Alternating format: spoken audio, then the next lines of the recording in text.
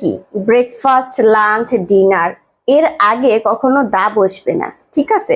So কি হবে দেখুন, এই যে একটা সেন্টেন্স। সবাই কেমন আছেন? আশা করি সবাই ভালো আছেন। আজকে একটি চমৎকার লেসন শিখবো। কি জানেন যে কমন মিস্টেক ইন ইংলিশ, আমি আমার আগের লেসন দুইটাতেও কি কমন মিস্টেক ইন ইংলিশ নিয়ে আলোচনা করেছি এবং এটার একটা সিরিজ চলবে, ঠিক আছে। সো আপনারা কিন্তু আমার আগের ভিডিওগুলো দেখে আসতে পারেন, ঠিক আছে। তো এইখানে দুইটা সেন্টেন্স আছে, চলুন সেটা আগে দেখি যে আপনি কখন আমরা যে কমন মিস্টেক গুলো করি ইংলিশের ভিতরে এগুলো কখন কখন হবে না আর এটার রাইট আনসার কি হবে, ঠিক আছে। তাহলে চলুন দেখি। দেখুন, ভোজের নাম মানে কি ব্রেকফাস্ট, লাঞ্চ, ডিনার এর আগে কখনো দা বসবে না, ঠিক আছে।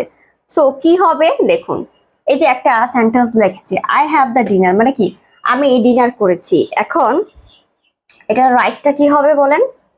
এটা রাইট হবে আই হ্যাভ ডিনার, ঠিক আছে।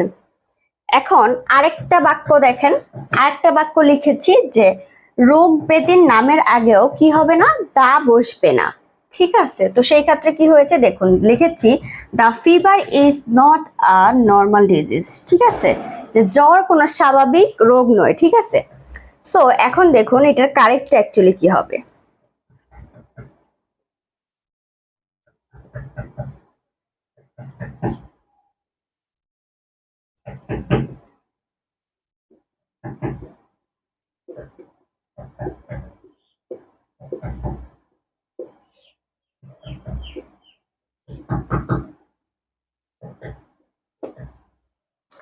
এই যে দাটা আছে না, এই দাটা হচ্ছে কি হবে না, এখানে হচ্ছে গিয়ে দা, এই যে এই দাটা এখানে হবে না, এই দাটা কি হবে না। আশা করি আপনি এটা বুঝতে পেরেছেন। যদি কেউ বুঝতে না পারেন অবশ্যই আমাকে কমেন্ট করে জানাবেন যে ম্যাম আমি বুঝতে পারিনি, আমাকে বুঝিয়ে দেন, আমি অবশ্যই আপনাদের বুঝিয়ে দেওয়ার ট্রাই করবো।